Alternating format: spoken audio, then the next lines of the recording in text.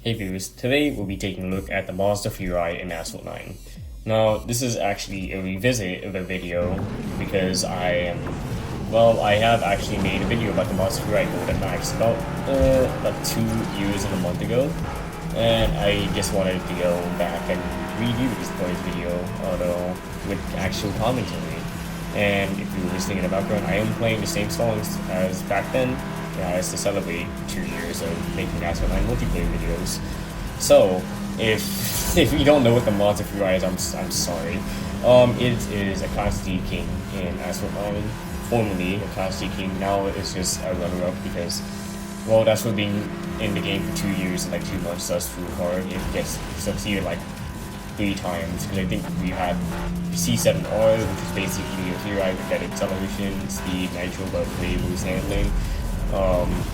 The Horizon Super Trofeo Eagle, which was basically Furai with more handling and acceleration, but way worse speed. And then we recently had the IDR, which was the brand new, like, basically king of Class D on most twisty tracks, as it may be way slower, but it is infinitely more agile if you can get the true drifting radius, and acceleration I think is the fastest in the game, not on stat, but in reality. We haven't tested that though. Here I accidentally 360. This will happen a lot in the video. I'm sorry, I'm just not good at driving. So we take our first win on, I think, Frozen Route against Painted Arenas, NSXs, and related. Now we're going up to, I think, Pantheon Split. I'm not really good with names. I hate all of these tracks. So if you haven't really been paying attention in Asphalt 9, we recently just got the McLaren Senna GTR run. So it is currently a Star Hunt and also a Grand Prix, so good luck if you are trying to go for it, and hopefully you are do very good in your Grand Prix. I don't recommend going all out for this car, as it's not a king by any extent. Its drifting is not very good. I think it's actually worse than the SVs. The speed is very slow. I think it's actually slower than the SCG 007S, and anything else is just fine. If not, then well above average actually. The acceleration is quite fast, and nitro is quite long. Although I just don't recommend going for it if you want to spend tokens on it. Just try to unlock it and do well in this Grand Prix. Don't really spend too much on it. If you can't win it, don't let it bum you out too much. It's not that great of a car. You only need it for the Ultima RS. So we also had the McLaren GT, which I got at 4 stars and I'm still in the process of upgrading. But I will be doing a video about it as soon as I can once the next season rolls around in 2 weeks. Probably not, because, well, I don't know, because I'm in Platinum League right now and I really don't feel like sandbagging. Well, not sandbagging, but rating dropping. Here I take a win somehow. I think it's just a certain releasing issue. And here up we're on Udon Riots, which I will lose if I don't even need to spoil it. I mean, would you look at what I'm racing against? This is one of the highest top speed tracks in the game. So, next up we have the Lotus Emira car hunt. Well, we can rage, we can something, that's for sure. I'm not really going too far out on that, as, well, it's Lotus Emira, and, well, it's not very good.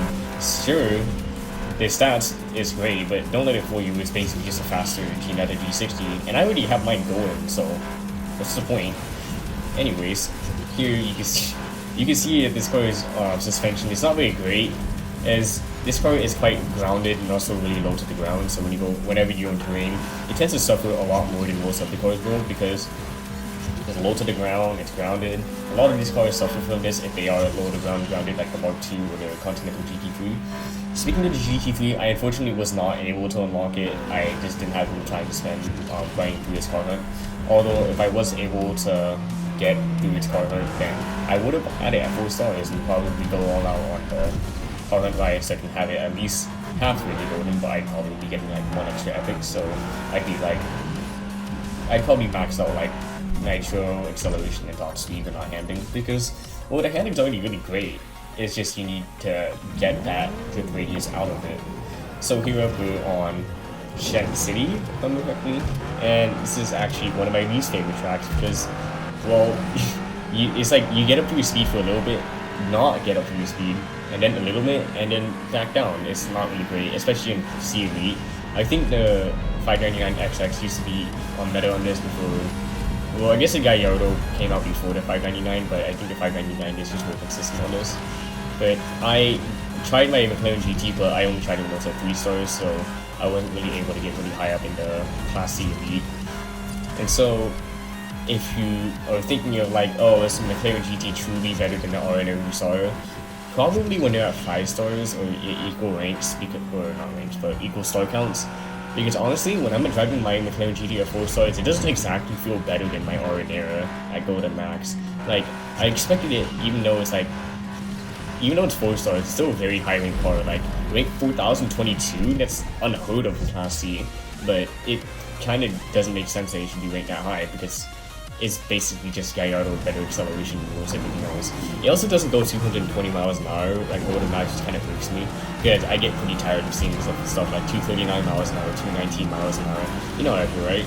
And here I somehow get a mythical double barrel on peer pressure using the grounding car. It's pretty weird, but I also recently 2-starred my Koenigsegg Regera and 2-starred my Zenbo TS1 GT. I don't know if I will make a video on them. Maybe I will, because it's a go season and I won't get knocked down as much in my Regera as I did last season. I was able to climb in it a lot in my Regera, but the knockdowns started getting a lot more evident, and even in my Yesco, people kept knocking me down over and over, and that's why my Yesco is pink. Don't mind that. So I might make a video on the Regera, so keep in tune for that, I guess. And here you can see this car's downside. It's just, I don't get it. This is the LMP2 from 2008. Well, technically the car itself is from 2006, and the chassis came from like I think 2005. But still, I expected it to handle at least better than this, because I don't care that the car is not available in real life anymore. I at least wanted to be depicted more naturally than whatever the hell this is, because, well, it shouldn't be going this slow, obviously. They did say Furai is only 360. Here they did say it did to 180, but that's in the mid downforce. If you lower the downforce, it on paper could do like 190, 195 miles an hour. And so, on our final race of the video, I'd like to give my thoughts on the car. Now, this is obviously still a very high-end Class D car, and at least still deserves some respect for being a king for such a long time. It's not really, it never was really a king because the V50 was around, and that car was generally, that car actually handles better than the Furai. It's just, it's a lot harder to keep speeding it because obviously the terrible acceleration and etc. But I don't know, I just have a lot of respect for this car because, well, if you've been paying any attention, this is my favorite car of all time. It doesn't matter that it's not in existence anymore. I still love it to pieces, and well, I really wish the Mazda remade it, but it doesn't look like they'll be doing that anytime soon or at all. So, this car's drifting is obviously horrible for what it should be. It's not very fast. Well, it's really fast for Class D standards. The acceleration is quite strong. I think it's like a true 80.9. So you are getting a real acceleration there. The nitro is quite short, and the drift speed is fine until you slow down a lot. So I truly hope you guys enjoyed today's video, and maybe leave a like, comment, or even consider subscribing or joining my Discord if you really want to. But that's all. I hope to see you in the next one. Goodbye.